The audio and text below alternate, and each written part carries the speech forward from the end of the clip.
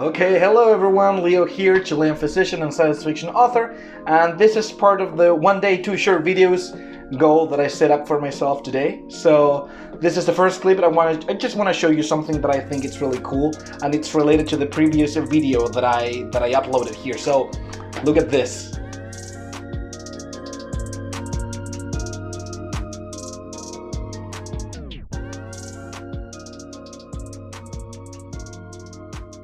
Okay, so remember that the previous video was about the vintage pulp and all these pocket-sized books that were really cool, and that they were from CH Ediciones. This is a test copy from one of this book, so it doesn't matter. But and this is Laura Ponce, that she's got a book that's also in the pocket size. Okay, so I want to show you who's the real OG of the pocket size. Okay, and who do you think it's the real OG of the pocket size? Well, I'm not 100% sure of this being the oldest one. You can never really be sure, I guess. But this is the oldest one that I'm aware of, at least in terms of the pocket size. So it would be the OG. And it is Elena Aldunate. She's one of the authors of our Golden Age period. So she's very important. And this one in particular, it's a pocket size. I'm going to show you here the comparison with the other books that I showed you, and it's truly a pocket size. So I think it is the OG of the pocket size in terms of the science fiction and fantastic literature family. So let me show you. And there's also another thing that's really cool inside of it that I'm gonna show you as well. Look. Okay, so size comparison. Here's one of the vintage pulp, and this is Elena Aldunate's one, and you can see that it is quite similar. Both are actually very short. I'm saying just pocket because I'm not sure. This one I would not consider it to be pulp in the terms of what we talked about, the vintage pulp series, but it's about the pocket that I think it's an interesting thing. Now let me show you something about the book itself that I think it's quite cool.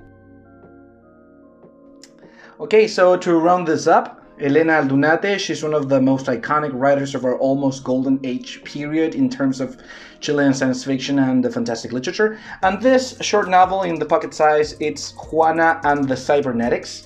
And it's something very interesting. If you want to read more about it, I believe there are some analysis and academic papers in English, because it's a story with a lot of social commentary on it, and it's very interesting, and it deals with human experience, particularly with a female character involved with a machine at her factory where she works. And it's very interesting. It's not the usual science fiction of those decades, so it's worth learning about it. But now, to end this video and to keep it short, as I promised, this time I'll do it. I just want to show you something that's something in terms of the structure of this book, and which is that this particularly, it's an Intonso libro, un libro Intonso, which I believe in English it would be something like an untrimmed book, but I think the Intonso word, it's really nice. Okay, so let me show you what that means in the inside. Okay, so this is the book itself. So it's an original edition, of course, from 1963. I would not dare to say that it's the first edition, but it actually might be. And what I want to show you, well, this I got in an old bookstore. So what I want to show you, it's the untrimmed, the Intonso thing. So the Intonso means that the pages are not cut. So you would have this. So when I want to change the pages, they're not cut. And this would happen every 4 pages or so. And this format, the Intonso format, it's nowadays is not particularly popular, of course, but back in the day it was something optional, something interesting. And what made it interesting was that some people would say that when you have an Intonso book, you're completely certain that you are the first reader, because in order to read it properly, you will have to cut the pages.